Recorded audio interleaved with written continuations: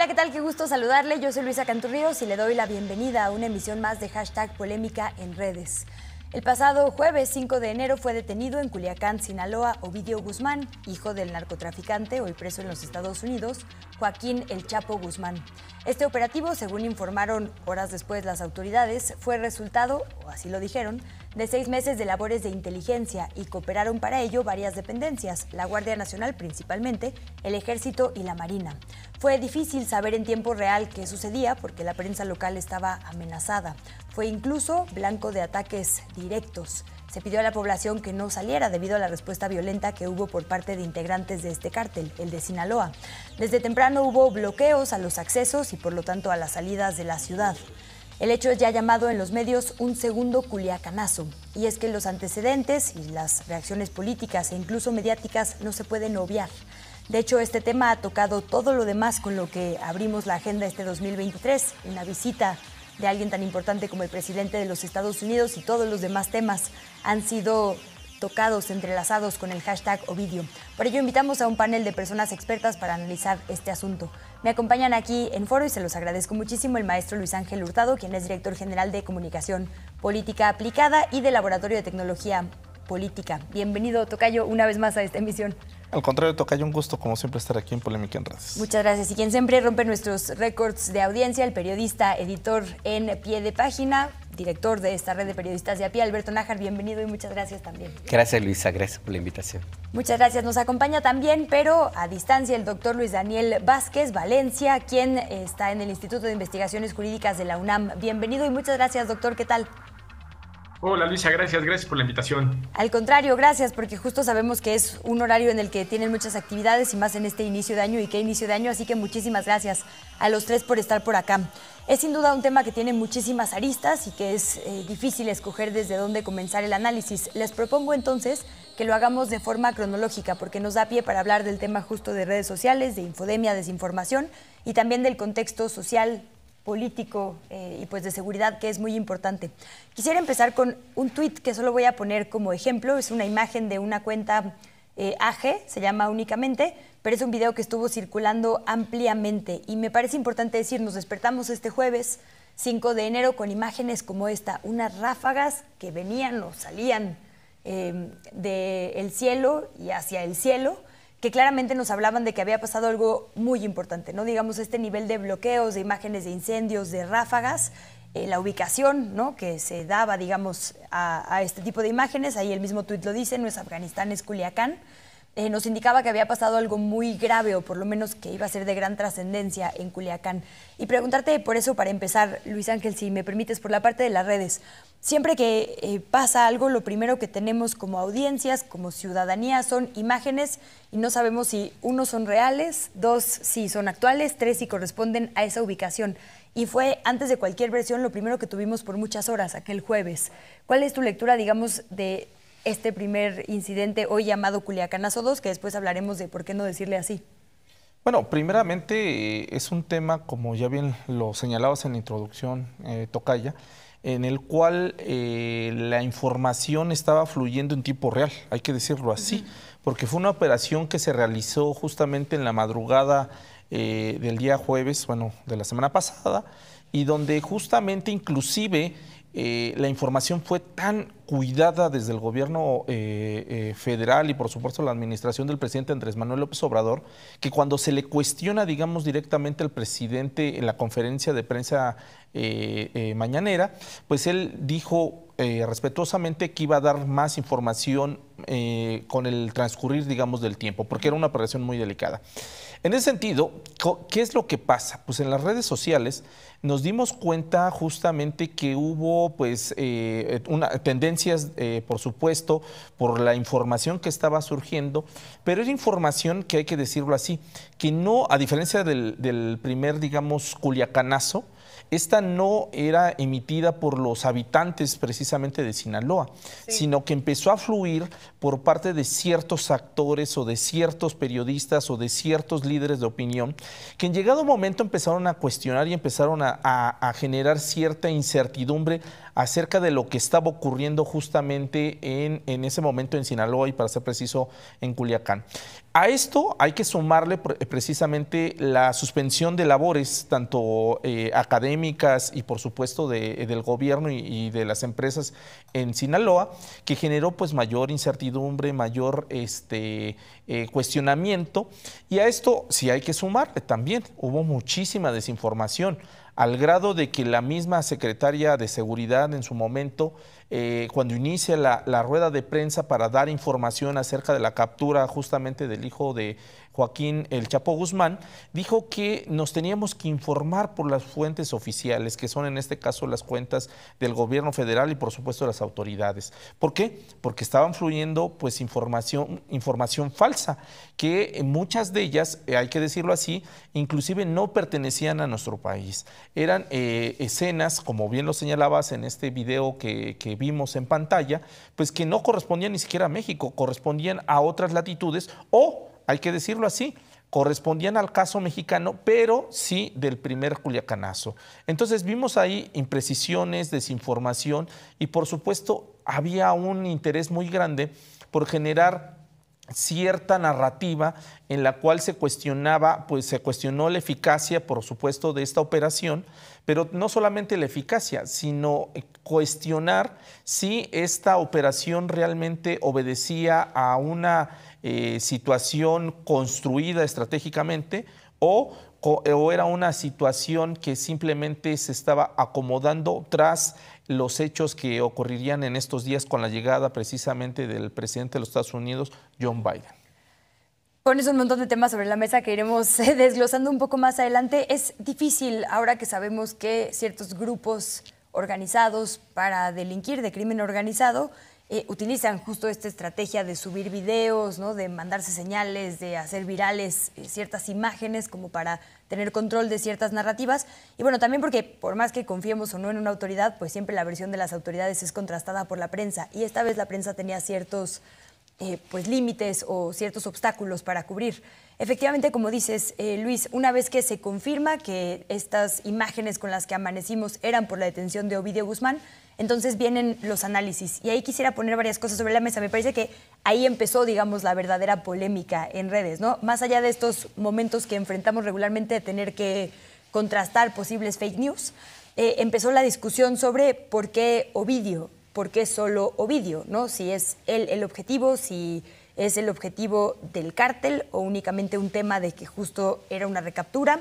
¿Por qué en este preciso momento hay o no una coincidencia de tiempos por esta cumbre? ¿Cómo fue la detención, ¿no? Se nos dio una versión oficial que ahora también ha sido contrastada con los días o por lo menos se le han ido sumando elementos a analizar.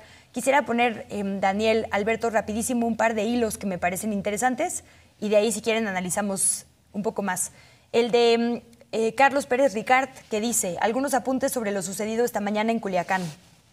Los chapitos llevan varios meses muy debilitados, tienen una doble guerra, con las otras facciones del antiguo cártel de Sinaloa y con el cártel Jalisco Nueva Generación. Llevan 2 años refugiados en el negocio de las drogas sintéticas. La detención de Ovidio Guzmán se da en el contexto de debilidad de los chapitos. Preguntarles primero eso, ¿no? ¿Por qué Ovidio 2 veces? Tiene que ver con su descuido personal, con ser un objetivo prioritario. Sigue Carlos Pérez Ricard. El contexto importa. La próxima semana visitará Biden la Ciudad de México. El último viaje de un presidente de Estados Unidos fue en 2014. Además, el juicio al Chapo está programado, bueno, más bien ahí se refiere a García Luna, está programado para empezar el 17 de enero. ¿Cuál es la relevancia de la inteligencia de Estados Unidos en el evento, no? Ahí surgieron que si la DEA había sido quien ordenó este operativo, que sí, ¿no? Y bueno, rapidísimo, otro hilo del periodista Oscar Balmen, que también dice, breve hilo con algunas consideraciones a 176 días del Culiacanazo, ¿no? Haciendo evidentemente este puente entre una detención y esta recaptura. Y lo primero que dice es, Ovidio Guzmán no es el mando principal de los Chapitos. Su hermano Iván Archibaldo Guzmán Salazar, de 39 años, el Chapito, es más poderoso, es el más poderoso de los hijos. Fue Iván el que logró la liberación de su hermano menor en el Jueves Negro. La detención de Ovidio Guzmán no es un golpe letal para el cártel de Sinaloa, ni siquiera un eventual arresto de Iván Archibaldo. Sus rutas hacia Estados Unidos y Sudamérica, sus fabricantes de drogas sintéticas, sus laboratorios, clientes, envíos siguen intactos. Son hilos larguísimos que le recomiendo a nuestra audiencia que lea si le interesa el tema, pero entonces nos dejó con pues más preguntas que certezas. Alberto, te lo pregunto primero, e insisto en esto, ¿por qué Ovidio 2 veces? ¿Por qué solo Ovidio? ¿Y por qué este momento? Si es que alguna de esas respuestas preguntas tiene ya una respuesta. Mira, ¿por qué Ovidio? Pues yo tengo la impresión que era una cuestión de orgullo de la Secretaría de la Defensa Nacional. Después de la humillación, porque así se puede manejar, pues, que tuvieron hace 3 años, cuando prácticamente fueron obligados a soltar a este personaje, a Ovidio Guzmán López, pues había una especie como de revancha de parte del ejército, de pues recapturar ese objetivo que se les fue. Finalmente la obediencia que tienen los soldados a las comandantes supremos de las Fuerzas Armadas, pues sí está legalmente establecida, pero eso no significa que todos los soldados, o sea, la tropa, esté realmente muy contenta con algunas de las órdenes, se disciplinan y cumplen, pues, pero bueno, ahí queda siempre este tipo de temas. Entonces yo creo que por ahí sí hay una cierta dosis también de interés personal de parte de las autoridades, de los altos mandos del ejército por detener a este personaje. También lo que se ha dado a conocer últimamente tras la captura de Ovidio, pues es que es un cuate que pues, se descuidó básicamente. O sea, las versiones de que andaba en Ciudad de México no han logrado ser desmontadas.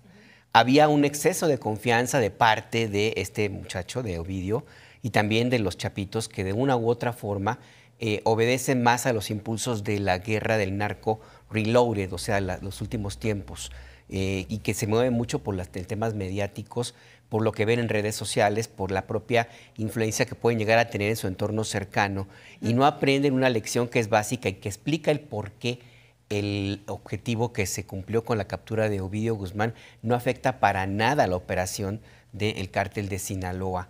¿Por qué? ¿Por qué no aprenden? Porque hay un capo que se llama Ismael Zambada García, el Mayo, que jamás ha sido detenido.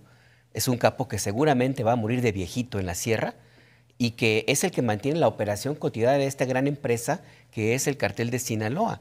Y que los chapitos de una u otra forma pues han seguido su propia ruta a partir de la propia convicción que tienen de ser los herederos de la parte más mediática, ojo, la parte más mediática del cártel de Sinaloa no significa que sea la más efectiva, ni la más importante, ni la más poderosa, sino la que más se conoce y que simple y sencillamente siguen las instrucciones de lo que aprendieron de su papá, de sus tíos, del primo y básicamente pues Ovidio Guzmán López, pues sí, yo creo que se descuidó y simple y sencillamente pues le echaron el guante. Ahora, ¿cuál es lo que tendríamos que analizar allí a propósito de los hilos que se publican ahí en Twitter y todo, uno de muchos? A ver, yo tengo la impresión que mucha de la información que se ve en redes sociales, inclusive de estos hilos que se han planteado, pues es como una especie de respuesta de la oposición por decir algo. No tenían que decir. O sea, su argumento que más les ha sido útil en los últimos 3 años se desmontó. ¿Cuál era el argumento? Que había un pacto del gobierno del presidente López Obrador con el cártel de Sinaloa. ¿Cómo lo justificaban? Además de la foto con la mamá del Chapo, con la liberación de Ovidio. ¿Qué es lo que sucede entonces? Si detienen a Ovidio, pues el sustento de esa versión de que hay un pacto se cae. Y algo tienen que decir, y de ahí salió la especie de que traicionaron al pacto que había del cártel de Sinaloa con el presidente López Obrador, lo cual me parece a mí totalmente pues, fuera de lugar. Eso revela un desconocimiento total de cómo funcionan las organizaciones de delincuencia organizada. Y además ahí también pues, está la narrativa de que tenemos que analizar en el sentido estricto a quién le sirve la captura de Ovidio Guzmán López. Evidentemente que a las autoridades de Estados Unidos que lo buscan, no les sirve al cártel de Sinaloa porque simplemente se deshacen de un personaje que se descuida y que abre grietas. Y, ojo, la posibilidad de que por la inexperiencia de Ovidio y la forma como él mismo se descuidó, la forma como opera, pues lo van a torcer, lo van a obligar a hablar, va a hablar. Y hay muchas posibilidades de que se convierta en un sapo, en un soplón. Y ahí el cártel también ya tiene la experiencia de cómo blindarse en ese sentido. Y ya para no extenderme más, ¿a quién le beneficia? Al presidente Andrés Manuel López Obrador, ni modo. ¿Por qué? Porque demuestra básicamente que la narrativa que se planteó, no solamente por el famoso supuesto pacto con el cartel de Sinaloa, sino lo que le han reprochado una y otra vez, que privilegia los abrazos y que deja libres a los capos, pues resulta que no es tal, porque resulta que ahora sí había abrazos, pero también hubo balazos. Y entonces ahí ya se desmonta otra de las narrativas, que era que el presidente López Obrador está siguiendo una estrategia que no correspondía con los resultados que hubo en el pasado. Si somos estrictos, la operación que se siguió con Ovidio Guzmán López es exactamente igual a la que se ha seguido en el gobierno de Calderón y de Enrique Peña Nieto. Descabezar a los capos, atrapar a los capos mediáticos, hacer mucho ruido, crear una narrativa de que se va ganando la guerra, aunque no sea así, como ocurrió con Calderón. Y finalmente, pues la estrategia es la misma. Entonces, la oposición simplemente se queda sin argumentos. Ese es el regalo que recibe el presidente López Obrador. ¿Por qué? Pues porque la oposición ya no tiene forma de decir que la estrategia de seguridad no funciona y que era mejor la de antes, porque a Ovidio la agarraron con una estrategia muy parecida a la de antes. Pues más cosas sumadas sobre la mesa, no quisiera ser Daniel, pero permítanme ir primero a una pausa para no interrumpirte, estimado doctor, y después regresar con todo esto que nos deja Alberto Nájar sobre la mesa. Yo preguntarte también sobre todo por esta parte, ¿no?, de lo simbólico. El gobierno también tenía que tener un gol, digamos, de certeza, de estrategia, y hablar de algo que tú mencionas mucho, la macrocriminalidad, ¿no? Y justo esto se conecta con un juicio que está por comenzar, Genaro García Luna. ¿Es posible pensar solamente en dos bandos, como los criminales malos y el gobierno bueno, cuando ha estado tan hilvanado o entrelazado en la historia de nuestro país? Vamos a una pausa y regresamos para seguir discutiendo esto. Mientras, mándenos sus comentarios. Si tiene preguntas para nuestro maravilloso panel, puede hacerlas llegar a @canal14mx. Regresamos en cosa de minutos.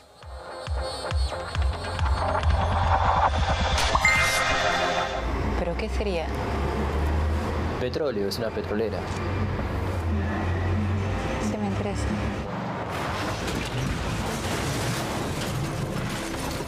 Vos no te das cuenta, pero nos vamos a morir acá. Nos vamos a morir. Cinema 14 presenta Al Desierto. Función estelar. Lunes, 22 horas. ¿Qué onda, Charo? Las trampas, hazte unos monchis, ¿no? Y a partir de ahí surgió el desarrollo de Amores Perros, como este mosaico de realidades de la ciudad. Todo lo que ha sufrido sin quejarse. Una cosa es una cosa y otra cosa es otra cosa, ¿no? Es un antes y un después del cine nacional. Con los curas y lejecitos, como dijo don Benito Juárez. Me siento muy afortunada de haber sido parte de ese momento de nuestro cine. Quienes hacen nuestro cine. Sábado, 20 horas. Por Canal 14.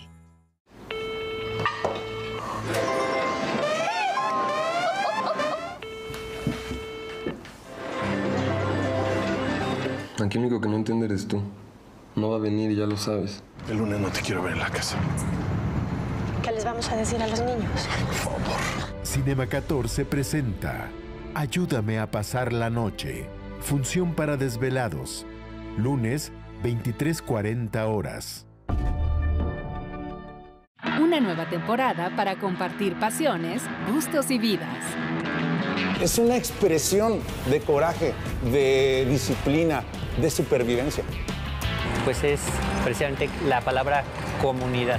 Somos muy apasionados con lo que nos gusta. No te pierdas aquello que nos mantiene unidos. Y esto es lo que somos. Lo que somos. Sábados a las 19 horas.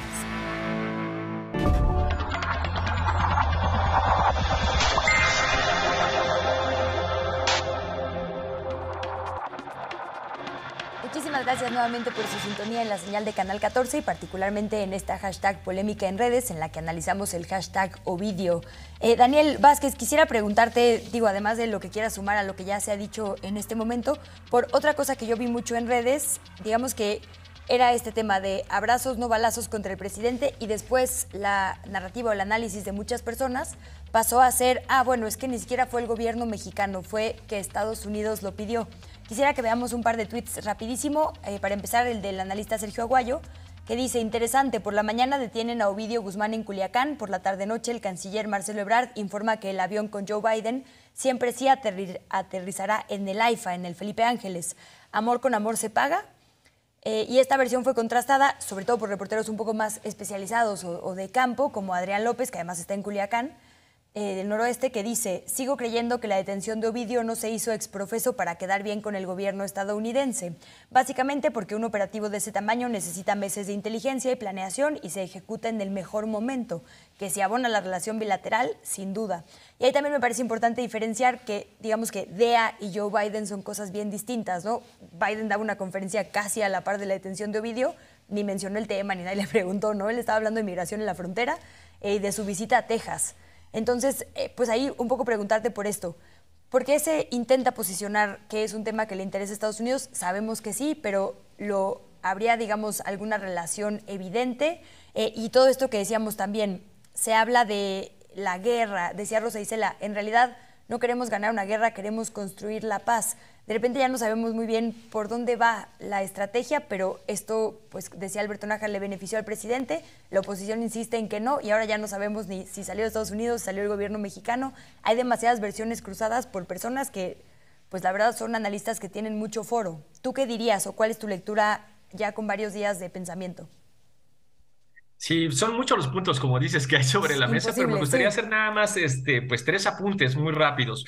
El primero tiene que ver con el desafío que las redes le ponen al gobierno con algo que yo creo que es una cotidianidad informativa inmediatista. Nadie más como tú o como Alberto, que tienen espacios noticiosos, yo creo que los viven de forma muy clara, en donde a veces un noticiero de 1 hora, de 2 o de 3 horas, pues parece insuficiente con las noticias que llegan, ¿no? Justamente de forma inmediata y de forma cotidiana y de forma además que se está sucediendo en ese preciso momento. Y frente a eso me parece que tenemos dos respuestas posibles. Por un lado tenemos la posibilidad, la tentación, digamos, de la censura, la tentación del control de la información que sale en esas redes. Y digo tentación porque al final ese tipo de tentación siempre nos lleva a dinámicas muy autoritarias. Yo ojalá que ese no sea por un lado el camino. Y el otro, que es el desafío en realidad relevante, que es la segunda posibilidad frente a esa cotidianidad informativa tan inmediatista, es la de cómo puede el Estado responder primero con la misma velocidad, cosa que se hace muy complicada, justamente responder con la misma velocidad, pero y además hacerlo con información suficiente, verificada, ¿no? Que sea creíble. Entonces ese es el desafío, yo creo, principal frente a los problemas de información y sobre todo de falsa información que se da muchas veces en las redes, es que tenemos que inundar desde el otro lado, desde fuentes oficiales, tenemos que inundar con información efectiva y verificada lo que está sucediendo en ese momento. Entonces ahí tenemos un desafío, que es el desafío, bueno, primero de varios medios de comunicación, por supuesto, pero también especialmente del gobierno. Luego, el segundo punto interesante tiene que ver con si fue, por qué se generó la narrativa de que en realidad se estaba cumpliendo una orden de Biden, y yo creo que es por algo que ya Alberto Nájar decía con mucha claridad. Yo creo que lo que se generó ahí fue una narrativa que parecía una victoria del presidente Andrés Manuel López Obrador frente a un fuerte golpe, justamente simbólico, si se quiere, pero golpe al fin y al cabo, frente a un cártel como el cártel de Tijuana. Y frente a esa narrativa que parecía exitosa o que establecía una victoria, bueno, pues se trató de establecer una lógica de subordinación del presidente con respecto a eso que había sucedido. Y qué mejor forma de presentarlo subordinado como, bueno, pues sigue cumpliendo. Antes cumplía órdenes de Trump, ahora cumple órdenes de Biden y hace simplemente eso. Eso no quiere decir que obviamente estos dos hechos estén desligados. Nosotros sabemos que, bueno, tenemos miles de kilómetros de frontera con Estados Unidos y eso nos lleva a tener, que abrir. Además es una potencia, evidentemente, Estados Unidos, entonces tenemos que generar mecanismos que nos permitan pues nivelar un poco la balanza en los procesos de negociación. Esos mecanismos normalmente son 3 temas. Uno de los temas es migración, entonces utilizamos el tema de la migración para generar procesos de negociación con Estados Unidos. El segundo es pues las relaciones con otros países, específicamente con Cuba, por ejemplo, y a partir de eso se ha utilizado de forma muy añeja esa relación con Cuba también para abrir procesos de negociación. Y el tercero pues tiene que ver justamente con el narcotráfico y cómo a partir del control del narcotráfico y el apoyo en la política o en la lucha o en la guerra contra el narcotráfico en Estados Unidos, lo utilizamos también para generar esos procesos de negociación. Entonces lo que yo digo es, evidentemente no está desvinculado, pero no quiere decir que se trate de un sometimiento ni de una orden, sino que se trató de generar esa narrativa para robarle la victoria simbólica, en este caso al gobierno. Y cerraría con esta tercera, que es lo que tú mencionabas también, que me parece que es lo más interesante frente a la pregunta de el por qué con Ovidio y no yo y no otra persona. Bueno, el por qué yo creo que tiene que ver que, pues, evidentemente porque teníamos una orden internacional de captura y en ese sentido, pues, era un target que podía ser perseguido para ser extraditado. Pero lo que no tuvimos, lo que nos hizo falta en esta lógica incluso de inundar las redes con información verídica, es cuál es el plan en realidad que está detrás, el plan de seguridad o de construcción integral de paz que se encuentra detrás de esta y de muchas otras detenciones y de muchas otras acciones como los procesos de despliegue militar, etcétera, etcétera. Cómo todo esto configura algo integral que nos va a permitir en el corto, en el mediano, en el largo plazo construir paz. Esto segundo es lo que no tenemos. Y esto con la pura detención de Ovidio, por ejemplo, no se explica. Y ahí es donde nos gustaría que hubiera pues mucha más información del gobierno. Déjenme entrarle a la consecuencia social. Ahora que pones todo esto sobre la mesa, Marcos Vizcarra estuvo sobre la mira pública desde el principio de estos hechos en Culiacán porque denunció, digamos, que estaba en un hotel, que habían llegado personas armadas a quitarles a todos las llaves y que, bueno, él no podía reportear porque incluso le habían amenazado y su celular y demás. Y después, ahora, días después, publica un tuit que me parece muy interesante. Dice, por primera vez las autoridades de Sinaloa reconocen que el problema principal ahora es el estrés postraumático de la población luego de la detención de Ovidio Guzmán López. Quizás sea la primera vez que se reconozca que la violencia deja huellas tremendas en lo emocional. Y ahora que todos mencionamos abrazos, no balazos, construcción de paz, el plan, digamos, mayor, más allá de estas detenciones que son, digamos, instantes de la gran estrategia para combatir, mitigar, digamos, el narcotráfico, hay pues un grave estrés social. No sabemos cómo está ahora esta comunidad de Jesús María. Hoy entiendo que más bien el lunes siguiente, digamos, a estos hechos, no retomaron clases porque había mucho miedo, hablaban de un sitiado de los militares, por obvias razones, pero digamos que Culiacán ha sido pues una serie de, pues una sede muy estigmatizada. Incluso la población pedía no llamarle Culiacanazo, porque Culiacán es mucho más que el narcotráfico, ¿no? Lo que hagan unos narcos no es la ciudad completa ni debería llamarse Culiacanazo. Creo que en la construcción de paz tendríamos que hablar justo de esto, ¿no? ¿Qué pasa alrededor de estos momentos para la gente? Porque una cosa es lo que diga pues, la élite, digamos, que tiene espacios mediáticos y la élite política, y otra cosa es lo que se vive en la calle. Luis, y ahí preguntarte un poco por la conversación en las redes, porque hacías tú un mapa en el laboratorio de Tecnopolítica sobre lo que estaba hablando la gente, ¿no? Y una de las palabras que me llamó mucho la atención es ciudad.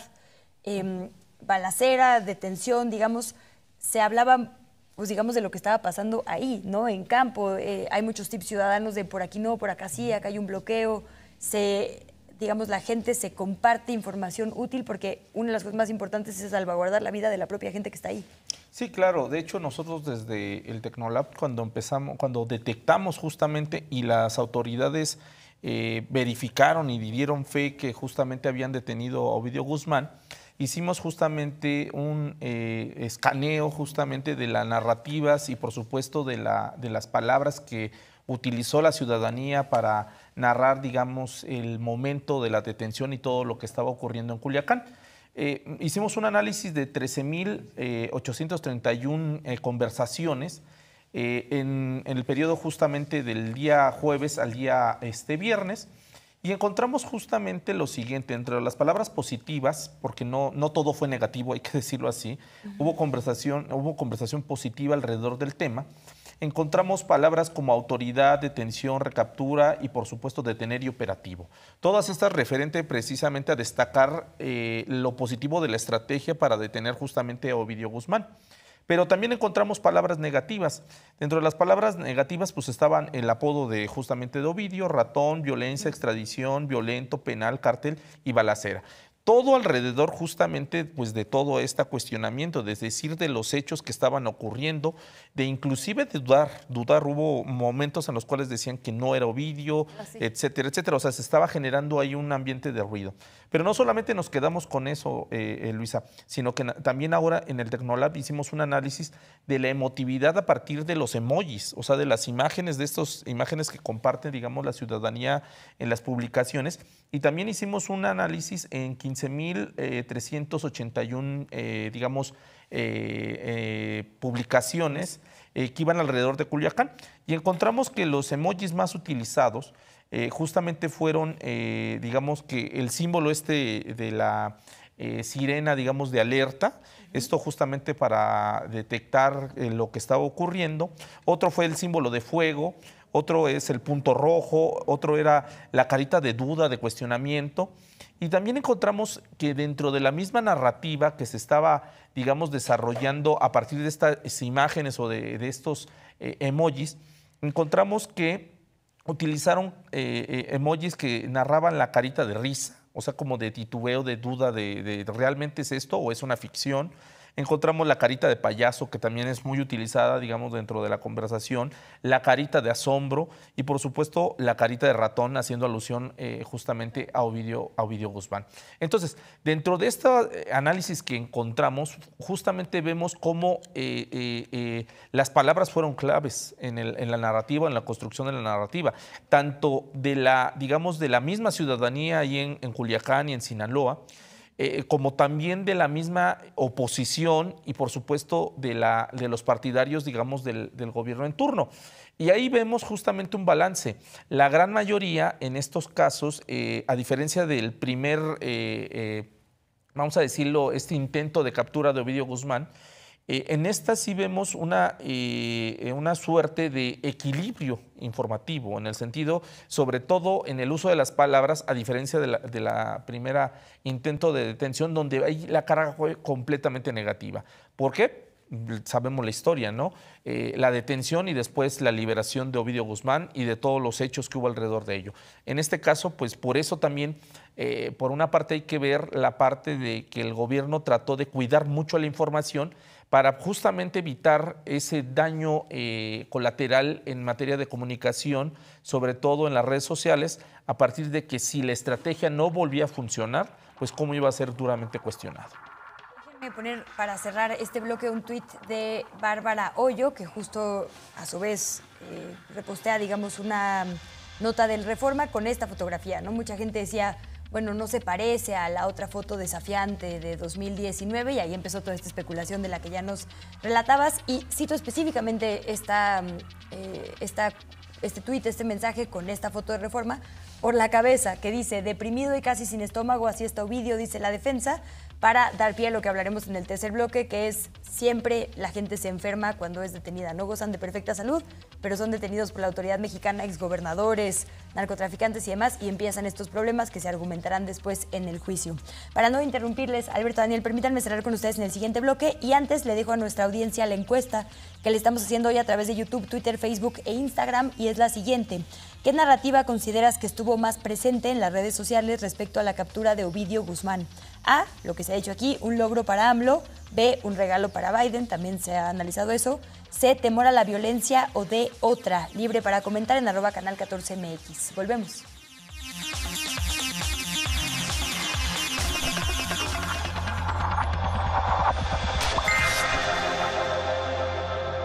¿Pero qué sería?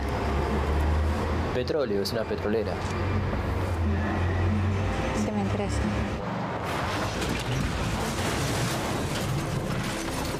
Vos no te das cuenta, pero nos vamos a morir acá. Nos vamos a morir. Cinema 14 presenta Al Desierto. Función estelar. Lunes, 22 horas. Continuamos en debate público. Debate con nosotros los acontecimientos más importantes del país. Un análisis periodístico desde los medios públicos.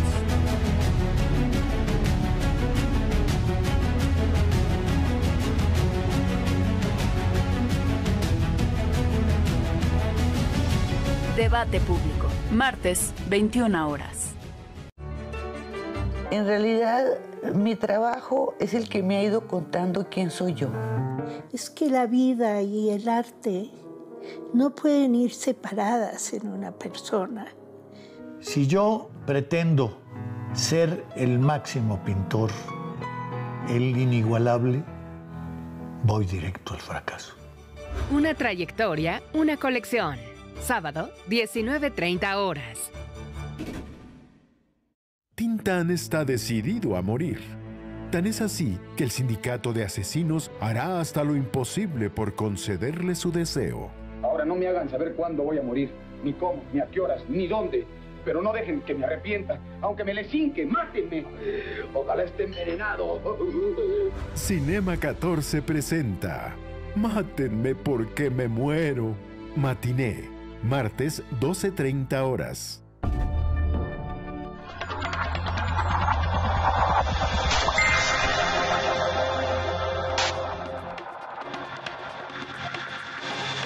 Bienvenidos nuevamente a Polémica en Redes. Para nuestro tercer y último bloque quisiera preguntarles por lo referido a la periodista María Scherer en este siguiente tuit que dice: el gobierno de Estados Unidos tiene hasta el 5 de marzo para formalizar el pedido de extradición de Ovidio Guzmán. De lo contrario, se dejará en libertad al acusado. Un poco para hablar, Alberto, de lo que sigue. Ya vimos cómo está el panorama para la población, ya vimos el macroproyecto o la falta de él. Y en ese sentido, preguntarte qué sigue. ¿Se detiene alguien de muy alto perfil, tal vez mediático más que terrenal? ¿Y qué sigue? Efectivamente, no hay acusaciones en su contra en México. A Estados Unidos sí le interesa o no le interesa. Hay todo un contexto de un juicio, el del siglo, del Chapo Guzmán, donde otros narcotraficantes declararon, y uno que viene en el que se acusa a un exsecretario de Seguridad de vínculos justo con el cártel de Sinaloa. ¿Está ligado? ¿No está ligado? ¿Le interesa a México? ¿Le interesa a Estados Unidos? Mira, yo creo que le interesa a Estados Unidos por una cuestión también meramente mediática y por la posibilidad de meter más presión a su papá. Al Chapo. Al Chapo, que está también haciendo apelaciones de su propio proceso judicial, y él mismo ha argumentado que se violaron sus derechos porque los jurados tuvieron contacto con noticias y con personajes que pudieron haberle influido en la determinación que tomaron finalmente. Es difícil que le cambien la sentencia, pero bueno, ahí está. Le puede servir a Emma Coronel, que ella es la última esposa o la esposa más reciente pues, de Joaquín Guzmán Loera, el Chapo. Y puede servir también de una u otra forma también para meter presión a otros personajes que están en esta dinámica de los procesos judiciales. Genaro García Luna, por ejemplo, que es el que va a empezar su juicio ya prácticamente este domingo 9 de enero, se eligió, ya empieza el proceso para elegir al jurado que lo va a juzgar. De una u otra forma pudiera servir, no necesariamente por la información que tenga Ovidio, sino como para mandar el mensaje de que efectivamente el cerco se va cerrando. Estados Unidos y sobre todo la agencia antidroga, la DEA, se mueve mucho por la cuestión mediática. Así ha sido siempre, así ha sido siempre. De hecho, el nombre de cártel que se le atribuye a las organizaciones de delincuencia organizada, pues lo inventaron ellos, porque en realidad pues no, los capos no lo usaban, ellos no lo usaban, el famoso cártel de Guadalajara. En realidad era un grupo de varios aliados que se conocían y trabajaban juntos, y que el capo de capos pues sí era Miguel Ángel Félix Gallardo, pero no era un cártel así como tal. Le pusieron de esa manera para justificar varias operaciones que luego vinieron. Les cayó como anillo al dedo el asesinato del Kiki Camarena, porque les sirvió para justificar el lobby político que hace la DEA en Estados Unidos.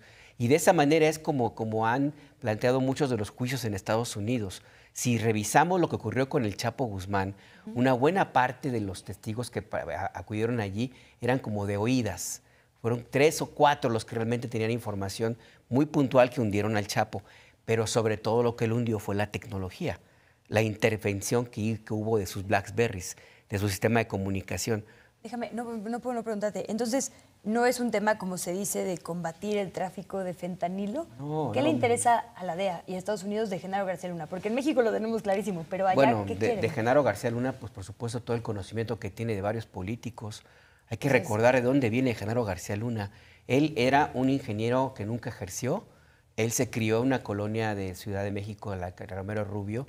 Estuvo siempre muy cercano a los madrinas, que eran los golpeadores de los policías judiciales.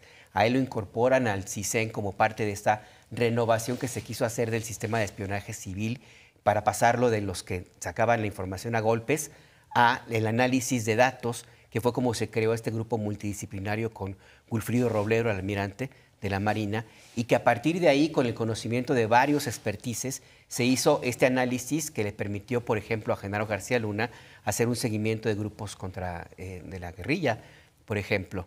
Y a partir de ahí aplicó todo su conocimiento para reunir información de muchos políticos.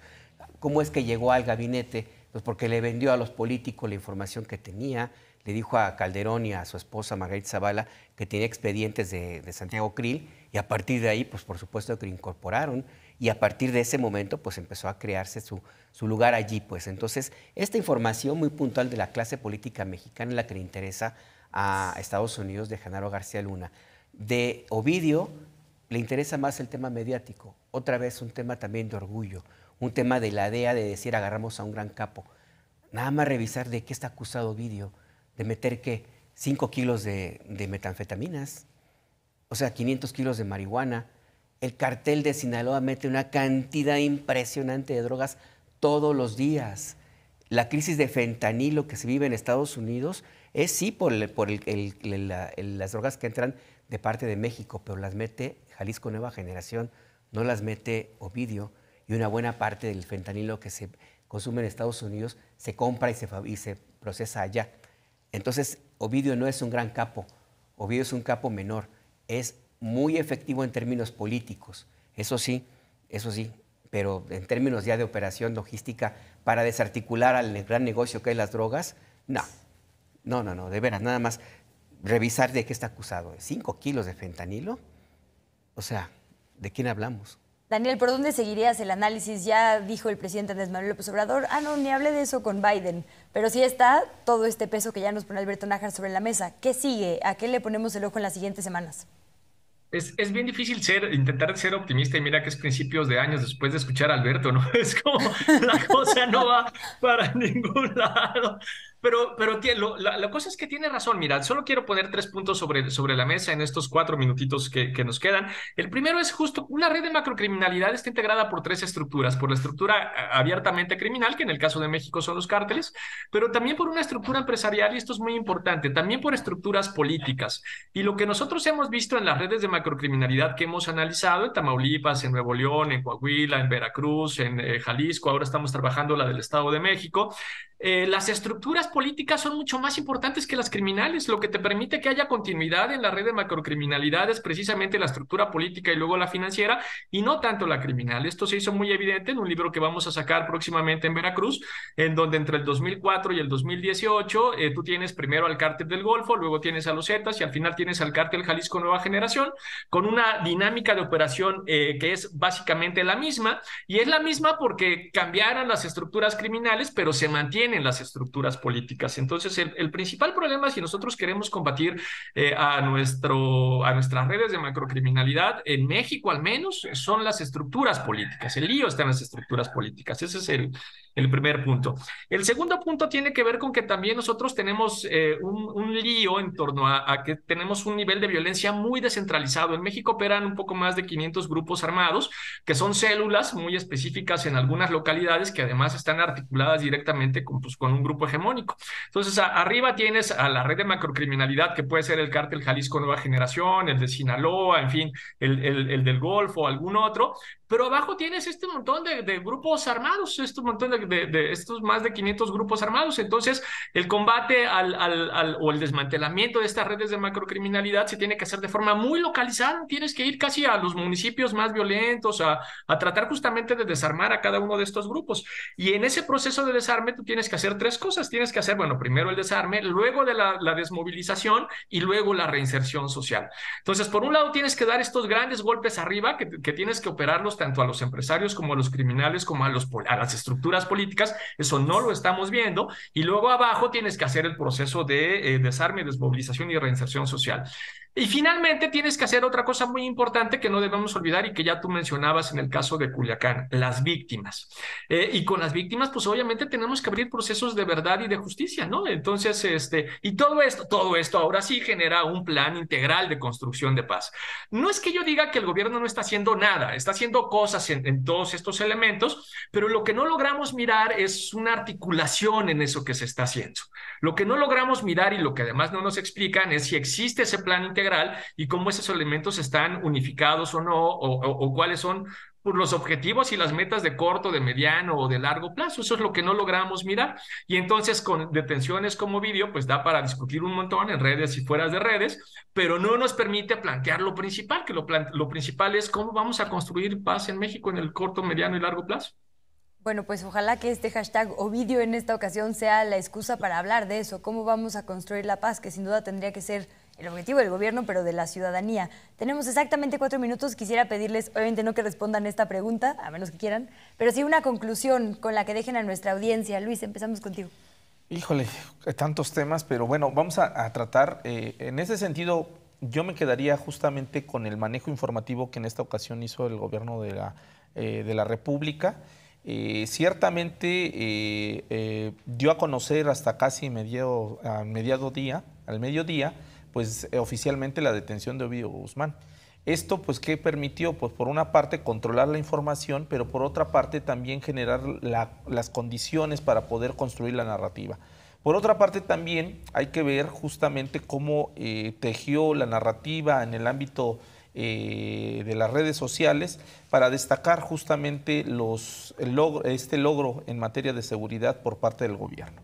Muchísimas gracias, Luis Ángel Hurtado. Alberto Nájar, ¿con qué nos dejas en un minutito de conclusión, por favor? Mira, en esta dinámica que se dio en estos días, a veces hace falta una palabra que creo que es importante, más allá de lo que pueda uno pensar o no, se llama generosidad. Y la generosidad implica también el reconocimiento de que politizar todo ad nauseam, o sea, de tratar de sacar raja política, de tratar de establecer parangones o medidas y comparaciones de esta naturaleza, solo para tratar de combatir un proyecto político, lo único que se consigue con eso es profundizar la gran huella y la herida que tiene México. México es un país herido. Hay más de 100,000 personas desaparecidas. Hay una espiral de violencia que no se puede parar. La solución está allí, pero no se deja aplicar. No se le deja aplicar. Y en la medida que la discusión se siga concentrando en este tema, los que van a ganar son los perpetradores y los que van a quedar al garete son las víctimas. Y yo creo que es importante, inclusive los partidos políticos y los políticos tienen que pensar que si quieren ganar elecciones, las elecciones no se ganan en Twitter. México no es la república de Twitter, se gana con personas de carne y hueso, y si las descuidan y las desprecian, pues no van a poder recuperar el poder. Entonces hay que ser generosos, no pasa nada, generosos de ambos lados. Muchas gracias, Alberto Nájar. Daniel Vázquez, ¿con qué nos dejas para cerrar? Mira, no es la primera vez que vemos que frente a la detención de algún capo, más grande o más chico, esto fue muy espectacular, lo que tenemos como respuesta son justamente cierres carreteros, incendios, balaceras, ¿no? Bueno, ha pasado no solamente en Sinaloa, pasó también en Zacatecas, en Guerrero, en fin, en Jalisco, ha sucedido en un montón de entidades. Entonces yo lo que espero mirar en no mucho tiempo es justo este trabajo de desmantelamiento, de desarme, de desmovilización y de reinserción social, que permita que a la vez que vas desmantelando estos grupos armados, estos poco más de 500 grupos armados, pues eso te permite justamente también hacer las grandes detenciones sin que la respuesta sea esa, sin que la respuesta sea el caos, sin que la respuesta sea la balacera, sin que la respuesta sea necesariamente el poner en peligro al resto de la población civil. Yo espero que esos dos esfuerzos se hagan, porque se tienen que hacer esos dos esfuerzos conjuntos. Y me quedo con las palabras de Alberto, generosidad, porque construir paz, eso es algo que nos conviene a todos, y eso es algo que nos tiene que embargar a todos en ese esfuerzo, ¿no? Entonces, ojalá que así sea. Muchísimas gracias, Daniel Vázquez. Gracias sobre todo a nuestra audiencia y a la producción. Permítame compartirles los resultados de la encuesta que le hicimos a través de redes sociales. La pregunta era, ¿qué narrativa consideras que estuvo más presente en las redes sociales respecto a la recaptura de hashtag Ovidio Guzmán? Un logro para AMLO, tuvo el 65% del promedio de votos entre YouTube, Instagram, Facebook y Twitter. Un regalo para Biden, 28%. Temor a la violencia, 5%. Y otro, únicamente 2%. Gracias por acompañarnos en esta polémica en redes, una de muchísimas que habrá este año, así que nos vemos en la siguiente.